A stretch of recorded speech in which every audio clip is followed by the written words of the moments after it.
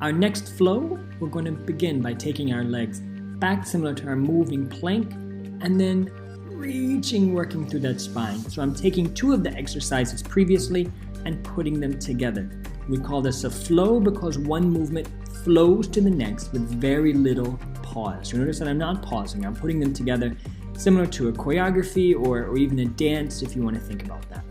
Keeping everything moving. It's going from up to down to around, working on spinal rotation, core strength, mobility, and of course, strength.